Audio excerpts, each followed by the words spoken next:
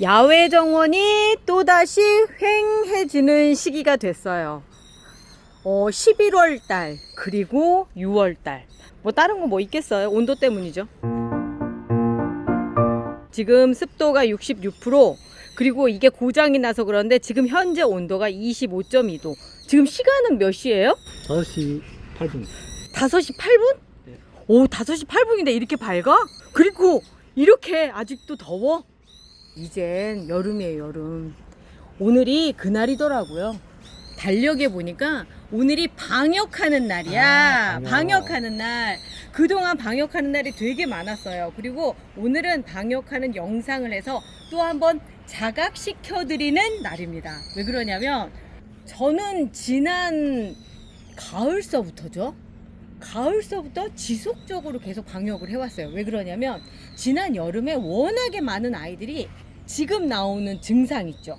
지금 나오는 증상 때문에 애들이 많이 토록별로 갔어요. 그래서 그렇지 않게끔 하려고 제가 온갖 것을 다 찾아보면서 결국 찾아낸 게 뭐였느냐면 세균성 전문의병은 지속적인 방역을 통해서 이거를 미리 해결해 주지 않으면 안 되겠더라고요. 그래서 열심히 1년 동안 했더니 올해는 다행히 별로 안 보여요. 그리고 제가 몇 개를 치우고 났더니 보여드릴 게 없는 거예요, 지금. 그래서 작년에 그 자료로 삼았던 지금 요 사진들을 지금 보여드리는 건데, 얘 가장 큰 특징은 뭐냐면 지금 보시다시피 맨 위에가 물음이 와요.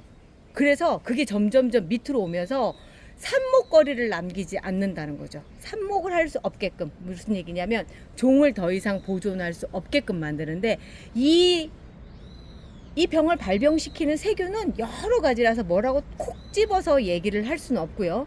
여기에 잘 듣는 성분이 뭐냐면 구리 성분이 여기에 대해서 소독작용이 크다. 그러니까 소독이 잘 된다 라고 이렇게 나와 있더라고요. 그래서 저희가 쓰고 있는 제라꽃봄이 그 성분으로 만들어진 건데 색깔부터가 벌써 남달라요. 요거를 물에 타서 지속적으로 저희가 줬고요. 그 상태에서 1년 정도 지났더니 이제는 어느 정도는 다 잡힌 상태가 됐어요.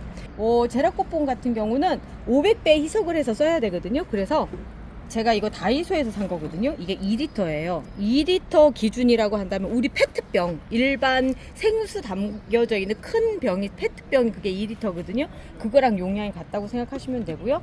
병뚜껑으로 지금 하나 가득 넣었고요. 요 양이 4ml를 넣어주면 됩니다. 5ml 조금 더 많죠?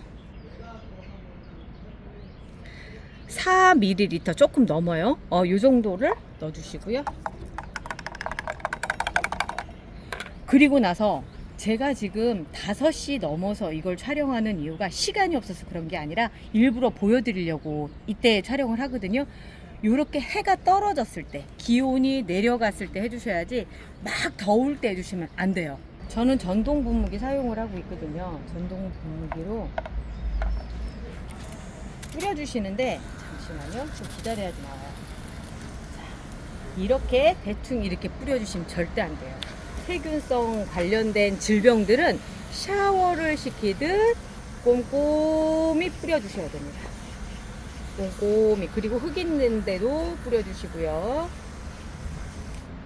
이렇게 한 다음에 바람이 잘 도는, 통풍이 잘 되는 곳에 두셔야 될 필요가 있어요. 왜 그러냐면 얘도 물이에요. 물에다 탔었기 때문에 물이라서 습도가 올라가면 이게 오히려 세균 번식을 하는데 도움을 줄 수가 있거든요. 그래서 이 상태에서 빨리 마를 수 있게끔 바람 부는 곳에 놔두시면 돼요.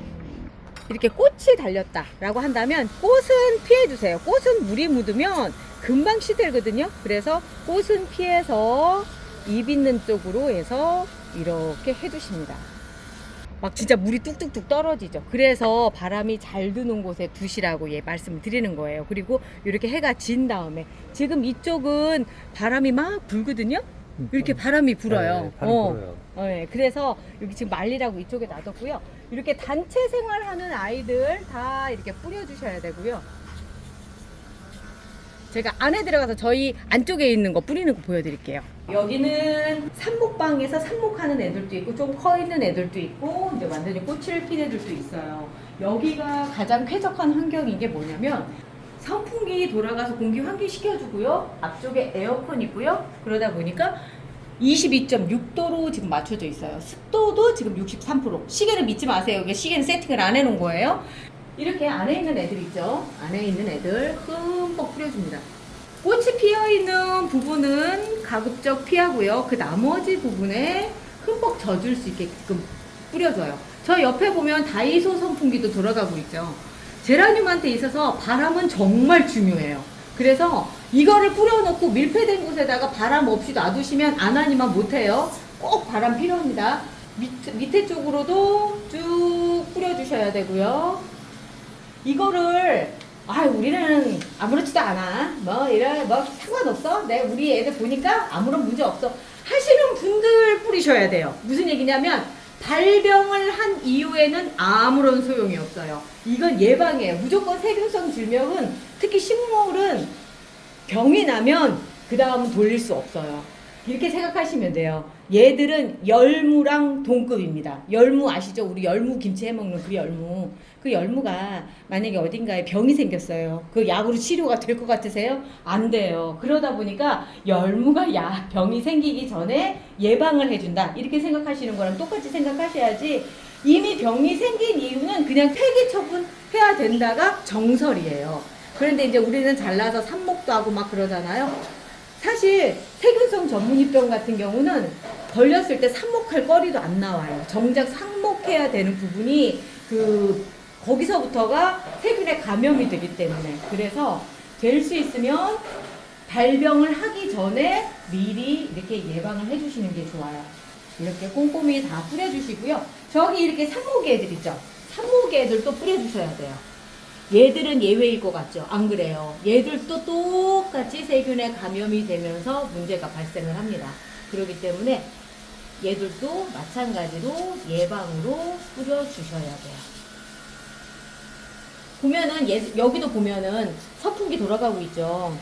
저는 선풍기 진짜 많이 설치를 하거든요. 이 여름을 날 때 에어컨도 중요하지만 선풍기도 정말 중요해요. 그리고 흙 있는 쪽도 갈 수 있게끔 밑에부터 꼼꼼히 이렇게 해주시고요. 그 위에만 이렇게 쓱 뿌려놓고 나 다 했는데 왜 걸렸을까? 그렇게 생각하시면 안 돼요. 이 안에 사이사이까지 들어갈 수 있게끔 뿌려주셔야 돼요. 그리고 이거를 한 번만 뿌려서 된다? 아니에요. 적어도 5번 이상 해주셔야 됩니다. 그리고 또 진짜 중요한 거. 어디서 새로 사가지고 오셨잖아요. 그 애는 반드시 이렇게 살균을 시키신 다음에 그 다음에 같이 합사시켜 주셔야 돼요. 같이 놓으셔야 돼요. 거기에서부터 문제가 발생할 수도 있거든요.